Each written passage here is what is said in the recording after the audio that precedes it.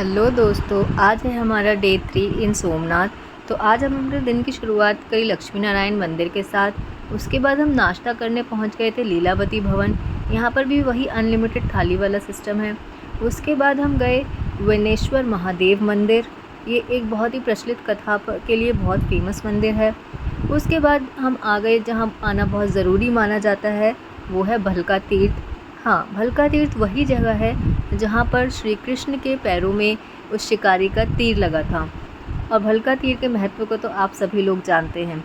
तो यहाँ पर वो वृक्ष भी दिखता है जहाँ पर श्री कृष्ण जिसके नीचे बैठे थे, ये है वो वृक्ष जहाँ श्री कृष्ण बैठे थे, और ये वो शिकारी है। इस तरह से ये मंदिर बनाया गया है जहाँ पर उनको तीर लगा था। फिर थोड़ी देर हम यहाँ बैठे, और यहाँ पर भलका तीर्थ में इस मंदिर के अलावा भी बहुत सारे मंदिर हैं। मंदिर का प्रांगण बहुत बड़ा है। यहाँ एक ये छोटा सा सरोवर भी है। इस मंदिर में थोड़ी देर रुकने के बाद और आराम करने के बाद हम निकल पड़े अपनी अगली डेस्टिनेशन के लिए, जो कि थी बाणगंगा। बाणगंगा के बारे में भी 2-3 कथाएं प्रचलित हैं। उसमें से एक कथा भगवान श्री कृष्ण से रिलेटेड है और दूसरी कथा भगवान श्री राम से रिलेटेड है। यहाँ पर बिल्कुल अरब सागर के किनारे स्वयं भगवान शिव प्रकट हुए हैं। उनके स्वयंभू शिवलिंग हैं। यहाँ पर ये 2 शिवलिंग हैं। अगर आप इन शिवलिंग की पूजा करना चाहते हैं और इन्हें अच्छे से देखना चाहते हैं तो आपको उस समय पर आना होगा जब लो टाइड का समय होता है, क्योंकि हाई टाइड के समय पर ये शिवलिंग पूरी तरह से इस समुद्र में समा जाते हैं। उसके बाद बाणगंगा से निकलकर हम पहुँचे गोलोक धाम। गोलोक धाम वो जगह है जहाँ से श्री कृष्ण ने इस दुनिया को छोड़कर वो वापस अपने वैकुंठ में चले गए थे। यहाँ पर एक गीता मंदिर है जिसकी दीवारों पर गीता के अध्यायों को कार्व किया गया है। उसके अलावा उस गीता मंदिर के बाद हम यहाँ पहुँचे बलदेव जी की गुफा। यहाँ उनकी चरण पादुका है जहाँ से उन्होंने अपने स्थान को प्रस्थान किया था।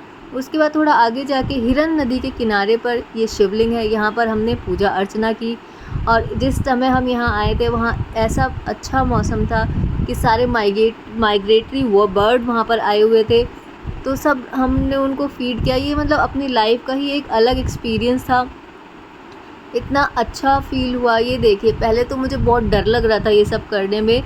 फिर मैंने आइज़ क्लोज़ करी और बस आगे हाथ बढ़ाया। जब एक बर्ड आया, दूसरा पक्षी आया, तीसरा पक्षी आया, तो मेरा डर निकल गया। और जो उनको खिलाने की खुशी और जो एक्सपीरियंस था वो बहुत ही अच्छा था। तो बच्चे ने बोला मैं भी ट्राई करूँगा, और वो भी देखिए कैसे डर रहा है। फिर उसका हाथ पकड़ के हमने उससे ये सब करवाया। तो जिसके बाद हमने ये एक टूरिस्ट प्लेस की तरह भी वहाँ पर फेमस है। यहाँ पर और भी बहुत सारे मंदिर हैं, तो आप यहाँ पर आके एंजॉय कर सकते हैं। ये बहुत अच्छी जगह है, बहुत सुकून देने वाली जगह है।